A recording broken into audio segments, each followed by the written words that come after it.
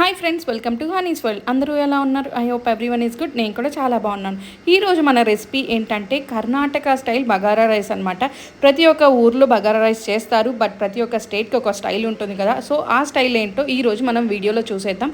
అలాగే దీనికి కాంబినేషన్తో గుత్తి దొండకాయ కూడా రెసిపీ ప్రిపేర్ చేస్తాం. ఆ రెసిపీ రేపటి వీడియోలో పోస్ట్ చేస్తాను. కమింగ్ టు ద రెసిపీ, ముందుగా ఒక గ్లాస్ తీసుకుని దాంట్లో మీకు ఎంత రైస్ కావాలో అంత రైస్ అయితే యాడ్ చేసుకోండి. నేను ఇక్కడ మెజర్మెంట్స్కి వచ్చి 1 గ్లాస్ ఆఫ్ రైస్కి నేను కంప్లీట్ మెజర్మెంట్స్ చెప్తున్నాను. సో దాని ప్రకారం మీరు ఫాలో అయిపోవచ్చు ప్రొసీజర్ని. ఫస్ట్లీ ఒక గ్లాస్ రైస్ అయితే తీసుకున్నాను. ఆ రైస్ని కొంచెం సోక్ చేసుకున్నాను. ఒక 10 మినిట్స్ మాత్రం సోక్ చేసుకుంటే సరిపోతుంది. బాస్మతి రైస్ అనేది కొంచెం సోకింగ్ అనేది కరెక్ట్గా ఉండాలి, లేదంటే బియ్యం అనేది విరిగిపోతుంది. ఆ తర్వాత టేస్ట్ కూడా సరిగా ఉండదు. సో మంచిగా 2-3 టైమ్స్ అయితే వాష్ చేసుకొని ఒక 10 మినిట్స్ పాటు సోక్ చేసుకున్నాను. ఆ తర్వాత మనకి కావాల్సిన ఇంగ్రీడియంట్స్ వచ్చి పట్టా, చెక్క, లవంగం, బిర్యానీ ఆకు, అలాగే ఎండుమిర్చి అనమాట. మీకు క్లియర్గా ఉంటుందని నేను ఇక్కడ మెజర్మెంట్స్తో సహా చూపిస్తాను. ఇది 1 గ్లాస్ మెజర్మెంట్ మాత్రమే. So don't forget about that. మీ స్పైసీనెస్కి తగ్గట్టు మీరు అడ్జస్ట్ కూడా చేసుకోవచ్చు. ఆ తర్వాత ఒక ప్రెషర్ కుక్కర్ తీసుకొని ప్రెషర్ కుక్కర్లో కొంచెం ఆయిల్ యాడ్ చేసుకోండి. ఆయిల్ యాడ్ చేసుకొని దీంట్లో కొంచెం గీ కూడా యాడ్ చేసుకోండి. 1:1 రేషియోలో యాడ్ చేసుకుంటే సరిపోతుంది. గీ ఆయిల్ అలాగే హీట్ అయ్యాక మనం ఏవైతే మసాలా ఇంగ్రీడియంట్స్ తీసుకున్నామో అవి ఒక్కొక్కటిగా వేసుకుంటూ బాగా వేగించుకోవాలి. ఇవి బాగా చిటపటం అనేంత వరకు చూసుకున్న తర్వాత ఎండుమిర్చి కూడా యాడ్ చేసుకోవాలి. ఎండుమిర్చి యాడ్ చేసుకున్న తర్వాత కొంచెం అల్లం వెల్లుల్లి పేస్ట్ యాడ్ చేసుకోవాలి. అల్లం వెల్లుల్లి పేస్ట్ కూడా మనకి పచ్చి వాసన పోయేదాకా కొంచెం రఫ్గా ఫ్రై చేసుకుంటే సరిపోతుంది. ఆ తర్వాత కొంచెం ఆనియన్స్ కూడా వేసుకొని ఇవి బాగా మనకి ఆ పచ్చి వాసన అంతా పోయి ఆనియన్స్ అనేటివి వాటిలోంచి స్మెల్ పోయేంత వరకు బాగా వేగించుకోవాలి.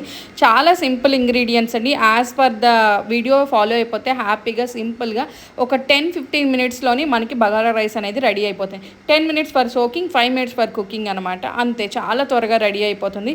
సో కంపల్సరీగా ట్రై చేయండి. సో ఇవన్నీ బాగా వేగుతూ ఉంటాయి అనమాట. ఈ వేగే లోపల మనకి రైస్ కూడా మంచిగా సోక్ అయిపోతుంది. ఆ తర్వాత మెజర్మెంట్స్కి వస్తే 1 కప్ ఆఫ్ రైస్ తీసుకుంటే 1.5 కప్ ఆఫ్ వాటర్ తీసుకోవాలండి. లేదు మాకు ఇంకొంచెం ఎక్కువ కావాలంటే మీరు 1:2 రేషియోలో కూడా తీసుకోవచ్చండి. వాటర్ కూడా పోర్ చేసేసుకొని మంచిగా బాయిలింగ్ అనేది రానివ్వాలి విత్ ఓపెన్ కుకింగ్ అనమాట.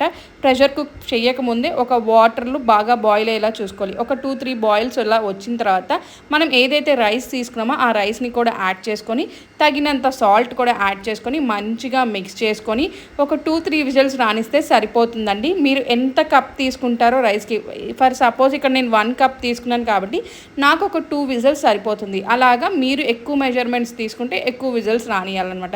ఇలా మంచిగా సోక్ చేసుకున్న బియ్యాన్ని కూడా యాడ్ చేసుకొని మంచిగా మిక్స్ చేసుకొని ఒక లిడ్ క్లోజ్ చేయకముందే ఒక బాయిల్ వచ్చిన తర్వాత లిడ్ క్లోజ్ చేసి ఒక 2-3 విజిల్స్ రానిచ్చుకుంటే వేడివేడిగా బగారా రైస్ అయితే రెడీ అయిపోతుంది.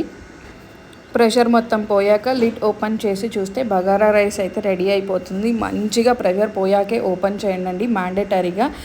సో అన్నం చూసారా ఎంత పొడి పొడిగా వచ్చిందో, చాలా బాగుంటుంది బగారా రైసు. సో మంచిగా ఒక ప్లేట్ తీసుకొని బగారా రైస్ యాడ్ చేసుకొని దీంట్లో కాంబినేషన్లో ఏ మసాలా కర్రీ అయినా చాలా బాగుంటుంది. నేను ఇక్కడైతే గుత్తి దొండకాయ యాడ్ చేసుకున్నాను. సో ఈ కర్రీ రెసిపీ కూడా కమింగ్ వీడియోస్లో పోస్ట్ చేస్తాను.